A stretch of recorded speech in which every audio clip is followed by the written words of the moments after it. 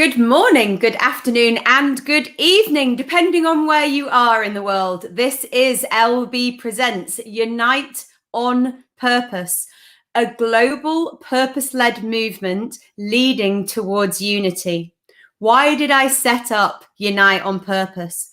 I wanted to shift the world into a new era through the eyes of brands. My belief was that we could create the face of modern business and the face of the modern world.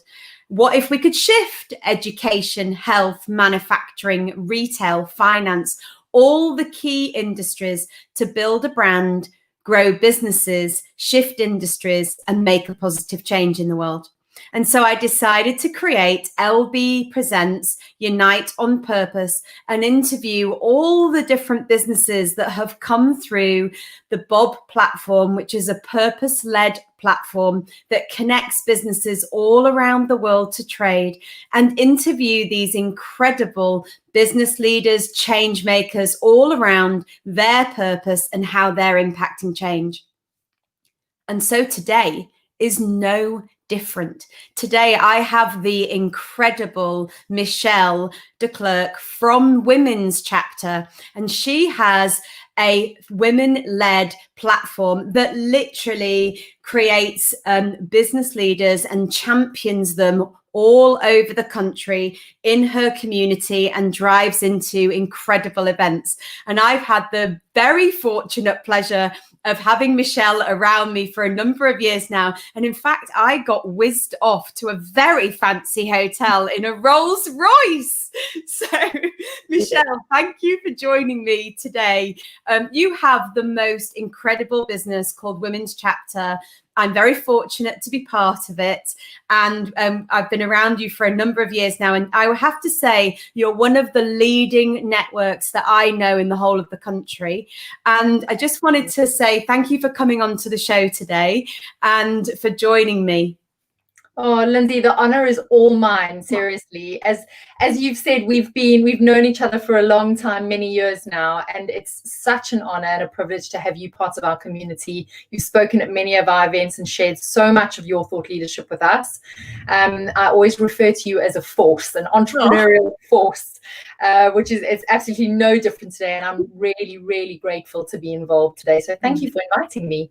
Oh, so look, for the viewers that are watching this, I'm going to just ask Michelle now, how did you get started with such an impactful women's network? Because I have to say there are many different networks that are around, but none that come in the same league as yours with so many impactful women in the same network. So can you just share with the viewers, how on earth did you get it going? Did you get into it in the first place? And how is it so successful?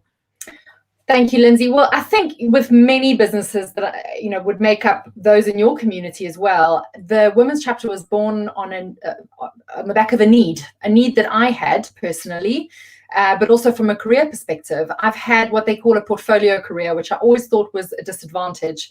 Turns out it's not so much when you run your own business. But I've done a variety of things I did my time in the city. I worked in commodities. I was a journalist. I've been the marketing director of a global hotel group, and I've done loads of different things over the years.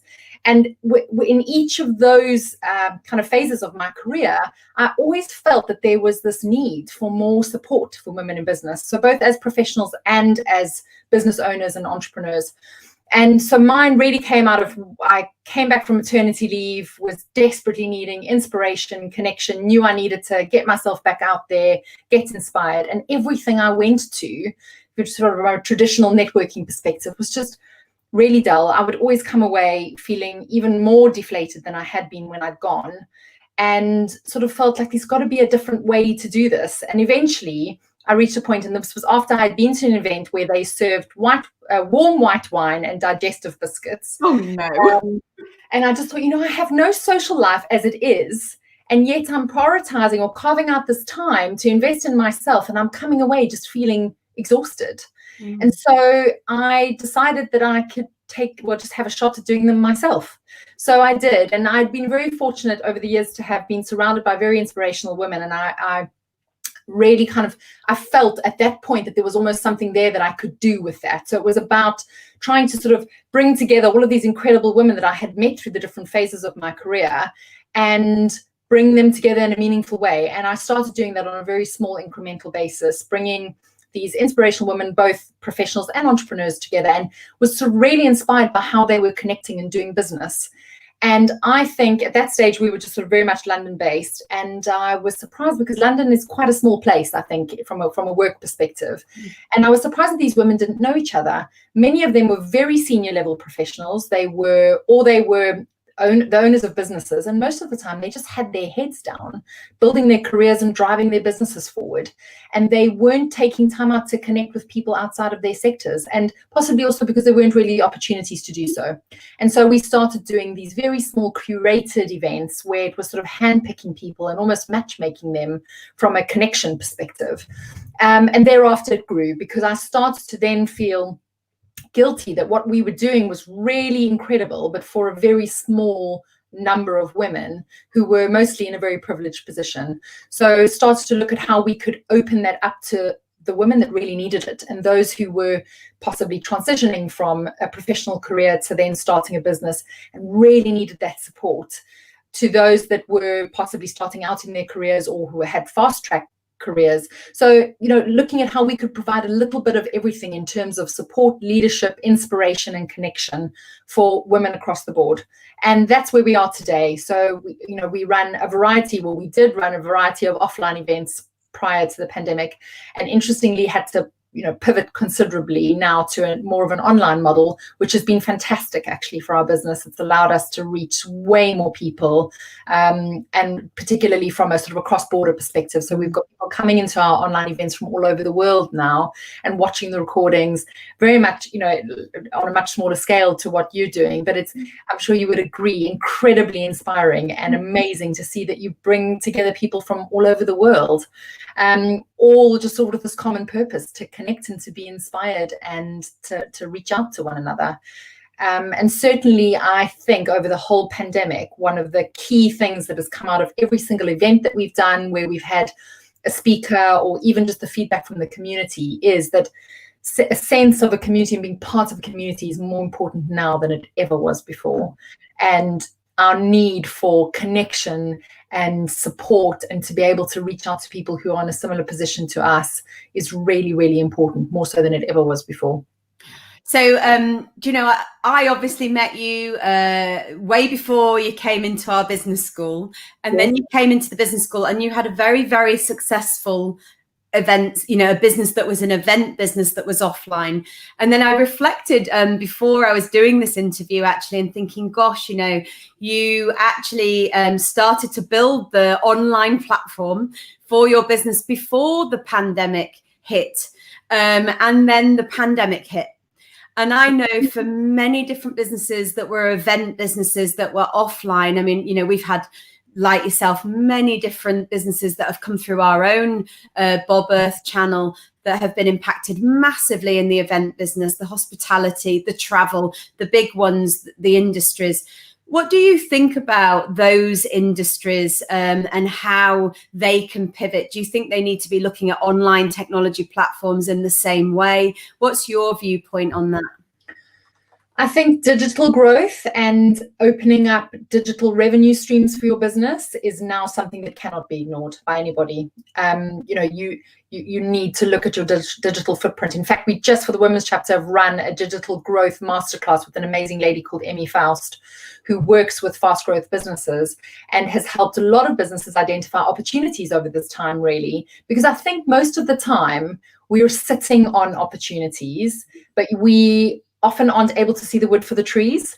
And so in many cases, and I think this has been certainly true for many of the women's chapter members who had very much, had offline businesses, retail spaces, where they've had to innovate and they've been pleasantly surprised by the opportunities that they've unearthed through that process.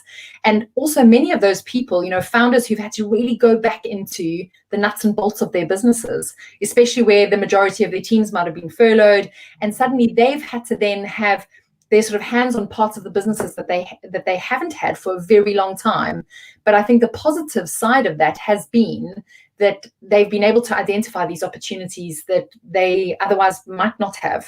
So I think, is it an Albert Einstein quote? Out of crisis comes great opportunity. Absolutely.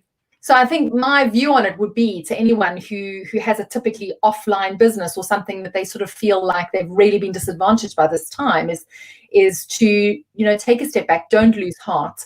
There are most likely plenty of really interesting opportunities or contacts that you're sitting on that you might not be aware of. And this is a great opportunity for us to think about those things and just think about how we can do business a little differently.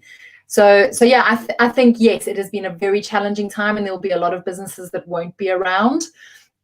But for the most part, I've heard a lot of really positive stories, and we just have to have a bit of hope and try and keep our heads above water. I mean, I know you mentioned earlier today that you did a talk for the travel industry in Australia, and I have a consulting business as well, and I do a lot in the hospitality space, and obviously it's been very hard hit. Oh, very hard. Yeah, and you know that's one of those industries I think we would say, well, it's quite difficult to innovate in that space, because when you have a bricks and mortar hotel business that you need to get bums on beds, it's very difficult to look at how you could innovate from a digital perspective.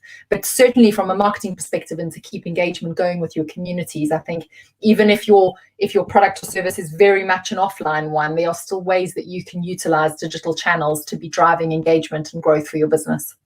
It's interesting because we had a gentleman on. He's very big in the Bob family called Andrew Russell. He owns Aaron. It's beautiful skin bathwear and so forth. I'll see if he'll send you a package over. And he actually stands for the voice of Aaron. Aaron is an island. And we talked a lot about the hospitality on the island, and came up with some quite creative ideas for the hotels, how they could turn their hotels into something different, rather than just getting people into the room for it being a room, but thinking about it in a more digital way with the room, which was quite exciting. Interestingly, what I loved when you came into the school was how we chatted about you being this women-led platform, and you grasped it with both hands and you built your technology platform. And I really want to know, how has it been being a tech lady? You know, how has it been with a platform moving from, you know, your events, and then we had and both of us actually have launched platforms, but how has it been being a tech lady and being with the platform, and what's been the brilliantness, and then what's been the kind of challenges that you've had? So I think building our platform and taking our business online and trying to carve out a space for ourselves is probably been one of the hardest business things I've ever done.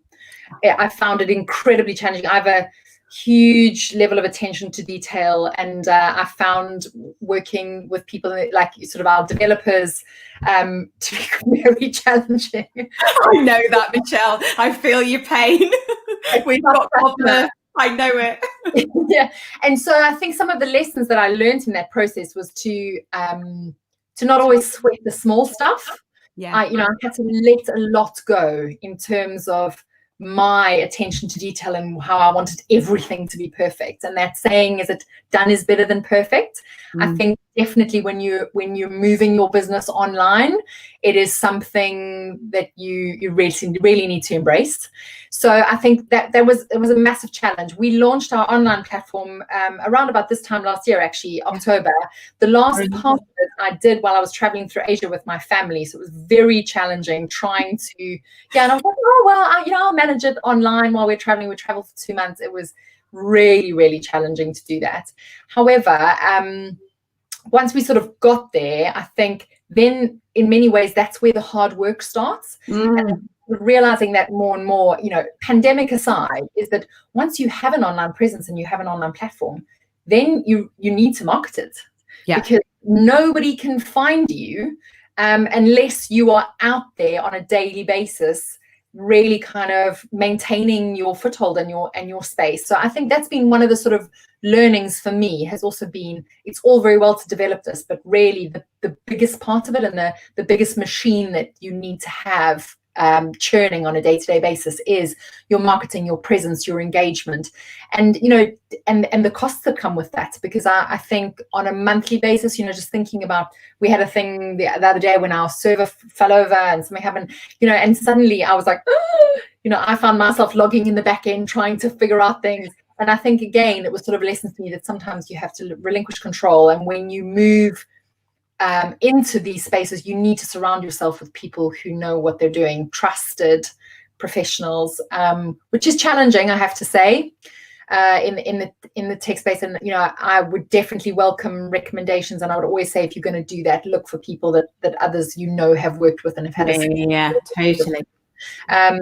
But yeah, I mean, I think there've been a huge amount of learnings. And then from the positive side of it, it just allowed us to think about our business not in geographical terms. Suddenly we were no longer just a London-based events company for women.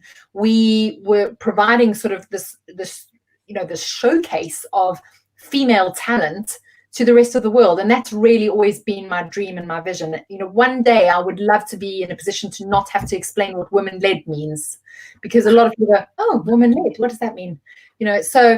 And that it will be something that young women and young men will seek out and look for independent businesses to support, and particularly where there's a woman at the helm, because that's what really makes me feel passionate about what I do. A lot of people say to me, oh, can you name a woman who inspires you? And I have to say, the women that I'm surrounded by on a daily basis, through our platform and our community, are the ones that inspire me, because everybody's navigating challenges and loss at the moment, and there are people who are doing truly incredible things, and yet they don't have the platform or the voice to share that, or they've just got their heads down, so busy. So my big kind of mission is really to help share those stories and tell those stories. I think it's the journalist in me as well, that I'm so captivated by all these different stories of women doing remarkable things, that I want to share that. And I hope that one day it's those women that will be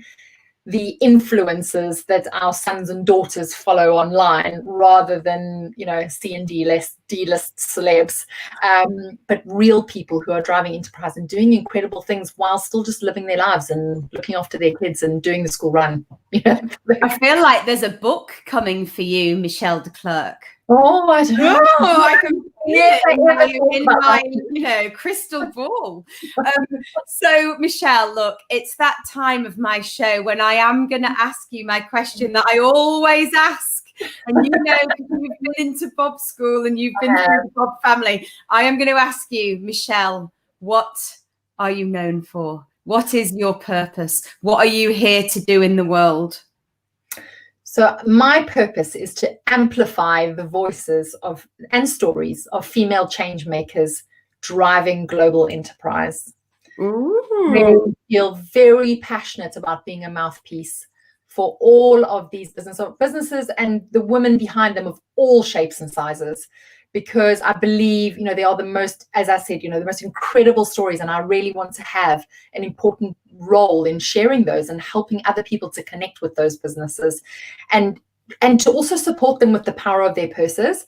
So I think that's another thing that's come out of this whole journey. And what I feel very, very passionate about is that women as consumers yield and wield a huge amount of power. Women control 85% of the world's consumer decisions. Absolutely. In both our businesses and our homes. Yeah. And so if we had to put just the tiniest percentage of that, 1% of those decisions that we make behind an independent women-led business, it would really move the needle on the level of success and the chance of success of independent women-led businesses. So I really, what I would like to, the message I want to get out there through our platform and the work that we do, is to really encourage people to make conscious decisions about how they use their money. If you're going to procure a service or a product for your business, could that be a women-led business where there's a real woman doing a happy dance on her kitchen table or in her warehouse or in her office every time the phone rings or a sale comes through. So, I really I think about it in quite real practical terms. And I know women who do that when there's a sale that comes through, it pings on their phones and they literally dance around their offices. Yeah, of course. And those women, many of them have multi-million-pound businesses. So it's, it doesn't ever get old. So on your platform, what do you think that your real driver is for these women? Because I know you have all different shapes and sizes on the platform. This is not just for, women early stage growth. You have women that are extraordinarily successful, on your platform. I've met a lot of them. And what do you think your real kind of uniqueness giving is from your platform? Why do people join Women's Chapter?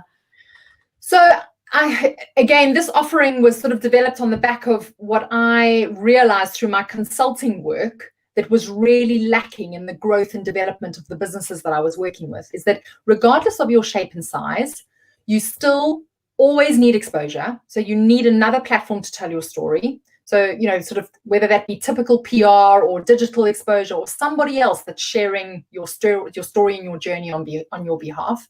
You need access to a client base. So you need customers, you need engaged customers that are using their money and putting it behind your business. You need community and you need support, because regardless of where you are in your journey, being a business owner or having a very senior level professional career can be lonely. And you've seen this with the most successful women, is that they still need true peer-to-peer support. So what we do through the platform and our memberships is we have two different kinds of memberships. We have a startup membership, which is sort of more entry level and gives you a little bit of everything that will help you along the way to build your business. So a bit of exposure, access to our community, an opportunity to engage with our community and recruit them as customers, I guess, and let them know who you are. And we facilitate that. And then we have a scale-up membership, which is for faster growth businesses who are further along in their journey. And that is where the founders have an opportunity to speak directly to our community through online events. We champion them through our social media content, our newsletter content, and give them opportunities to connect in a sort of, at a deeper level with our community. Because, and I know that we've spoken a lot about this, there are a plethora of reports out there in the market about, the challenges that women in business face or women-led business face. But to be frank, I think there's very little real action taken, particularly for businesses with less than £1 million turnover.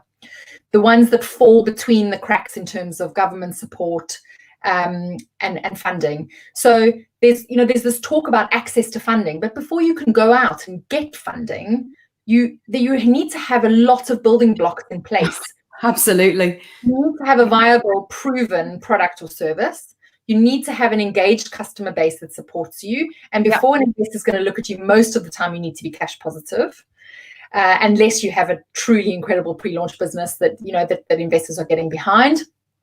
You need to have exposure. You need to have a track record in terms of who's talking about you. Where have you appeared? What is your credibility or your endorsement? Absolutely.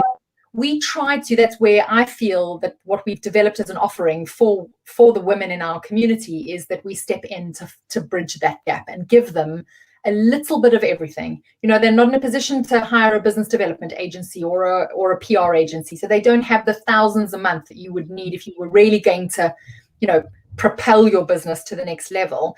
But we aim to incrementally give them a little bit of everything to help them along their way. And sometimes that helps them to really push their boundaries. We've had some women in our community who've done online events that have never spoken before. So, I feel like to an audience or have never actually told their story aside from what's written on the About Us section on their website. So, it's so rewarding to see the massive impact and change that can have for somebody and how they grow from a personal development perspective, but also how it helps their business grow. Because, all of us are helping one another and supporting one another to build confidence. And in turn, that has a very positive effect on how we do business. Interestingly, I went on the BBC not long ago and they asked me to go on to speak about the pink recession, which I hadn't heard the term until I had to go on and talk about it on the BBC. But they referred to it as the pink recession. And then they said a bit like the blue collar recession in the last recession. And what they talked about was the fact that women had been impacted the most through the recession because of we were in lockdown. We had to go back into the houses. Women were kind of a lot of houses that the women weren't the breadwinner, so to speak, in an old term, but they had to then step in, do the childcare, kind of help run the home and run the business. And this conversation all went around, where did we think that things were going to go with the recession and this whole pink recession? And I wondered what you thought about that, because I found it when I started researching, because I had to research it before I went on, I really found it quite an interesting topic, because I realized that, actually, there were many women that were impacted, not only women that owned their own business, but actually women that were working for industries that have been completely smashed, like travel, tourism, beauty industry. A lot of the industries were many women that were in them. Women-led businesses that actually now had to juggle more than we already juggle, which is already enough. And then also the uncertainty actually of what's happening with lockdown. Are schools going to close again? Is it worth going back to work? How much am I going to go back to work? I've now got to pick kids up early and so forth. I wondered what your take was on that, because you work with women every single day. And what do you think about this term, the pink recession? So I think it's awful that it's called the pink recession. I mean, I did as well. Because, the marketing fail ever to associate women with anything pink. But but I do think unfortunately, it's very real. And I through the women's chapter, we run a mastermind, actually a monthly mastermind for our scale-up members. And this was something that we discussed last week. Because not only from an entrepreneurial perspective, but one of the women in our mastermind is a leadership coach, and she works with very senior level individuals in corporate. And she was just saying that how shocked she'd been at the number of women who had left their their job. This was what I researched. They've left their jobs. Mm-hmm. Yeah. And because they were just really struggling with demands and the challenges of holding down a work from home job at that level, as well as running a household, homeschooling, all of that kind of thing, so yes, I do. And certainly for the entrepreneurs in our group, it's felt very real. I had one lady say to me, I feel like I've gone back into the 50s. And I think somewhere along the line, and this is also something possibly from a woman's perspective around boundaries, is that we're possibly not that good when it comes to working from home, setting boundaries around our work and our home life. And also where we're very quick to, particularly those with sort of kitchen table type businesses, where they it's only a small business. In fact, I had a woman say that to me today. Somebody introduced a friend of hers to me who runs a business. It sounds like she's doing something incredible, and was a pivot in response to the travel industry, because they now started doing bell tents and that kind of thing. And she said, "Oh no, it's only a tiny business." And so I think one of the challenges around that is figuring out how you prioritize running your business when you suddenly have to manage all of these other elements that, yes, they were there before, but possibly only at certain hours of the day. Absolutely. Kind of before 8 and after 3. Yes. Now I'm getting up at 6 so that I can do 2 hours before the 8 o'clock. Yeah, and isn't it shocking that so many women do that? So many women get up at 4 o'clock in order to fit in a workout or some sort of exercise for their sanity, then to get on top of the work that they have to do, possibly from the day before, or because they were on Zoom calls all day. And then, as we all know, that's all very well, but at some point you have to do the work that you discussed. So that that means sitting up till all hours of the night trying to actually execute everything, all the amazing ideas that you came up with in the Zoom call. So I think boundaries have really been blurred, and it's a difficult time for women. I don't know what the answer is. except only that from my own perspective, my big goal is to keep reminding myself to set boundaries and to try and kind of carve out spaces for myself, but also for my business, and make sure that the other elements of my life don't keep encroaching on that. But I don't know. I mean, I'm not sure what the future is going to look like for women and how we navigate this. So before we wrap up, before we wrap up for today, I met Boris earlier. Boris, yes, I was with him earlier. And we ran a campaign, you may have seen it, called Unite on Purpose. Yeah. And he said to me, I hear that Michelle is coming on your LB Presents today. And I said, yes, Boris, she is coming on. He said, Lindsay, would you do me a favor? Would you give her the keys to the country, but only for today? I do need them back tomorrow. And I said, I'll do that for you, Boris. So here, I'm just going to pass you this bag. Okay. Just take that bag, right? There you go. Okay, right. So in that bag is the keys to the whole of the country. And he's giving them to you for one day. And he really does say you can do anything to unite the company, like unite the country on purpose, on your purpose. What would you like to do for the day, Michelle? And you have one day to do that. Wow. Oh, are you there? I'm here. Sorry, my laptop was ringing for some reason. I thought it was mine. That's why I was. So it was Boris. Yeah, I'm that much of a technophobe. I don't know how to disconnect my phone from ringing through my computer. So this is why you didn't want to tell me what the last question was.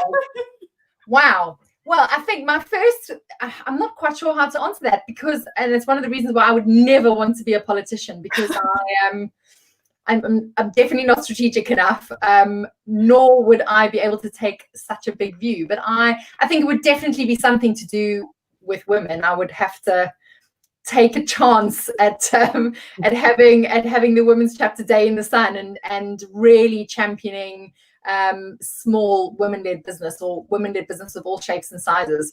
So I'd possibly try and use that day to make a noise about that. I mean, I don't know, I wouldn't be able to contribute anything in terms of what we're doing from a pandemic perspective, because I don't think anybody really knows what's going on. Yeah. Uncharted territory, right? But I think, yes, I would use the opportunity to make some noise about how really each one of us on an individual basis can make a difference to the success of independent business in this country if we just make conscious decisions about how we spend our money.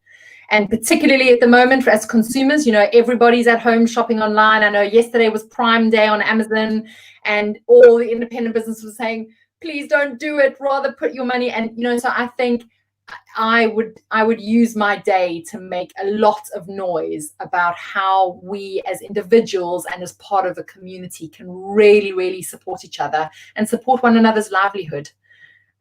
Because, that's what we're all struggling with at the moment. Everybody is trying to figure out what comes next. And I think on a day-to-day basis, that's how we really can make a difference, because money is still being spent. Yeah. So we just need to think about how we spend it and how that filters into the people in our communities and around us. And fortunately, there seems to be a big impact on what do they call it now? Is it the 5 mile business, or how? Oh yeah, around the local. Yeah, absolutely. Yeah. And I think that's so refreshing and so wonderful, because it's really helped people to see how important it is to support the business owners in your own community. Absolutely. So I would take my day to make a lot of noise about that. So that's a very eloquent answer. Can I just say, for my viewers, please look up Women's Chapter. She has the most incredible platform. I strongly suggest that you go online, you look her up, because she really is championing women-led businesses, and she is one of the ones to watch. So thank you very much for coming on today, onto the show. And I look forward to celebrating all your success as you're going through your journey. Thank you, Lindsay. I'm so glad you invited me. Thank you. What a wonderful way to end a Wednesday. And thank you for having me, everyone. Thank you. And thank you very much for joining me again on LB Presents. What a wonderful interview and a wonderful, wonderful lady. And if you want to watch any of the other LB Presents, there are lots of different interviews that have now taken place. Please subscribe to my YouTube channel or share it, like it, do whatever you need to do with the YouTube channel, and watch as many videos as you want, because there are some incredible interviews like Michelle today that we have interviewed on LB Presents. And what I will say is, if you would like to come and join us, then join us on Bob Earth. It's a purpose-led platform that connects businesses all around the world to trade. And if you want to build your brand, to grow your business, to impact an industry and shift the world, then come and join us, because shh, it's a quiet revolution. I'll see you next time.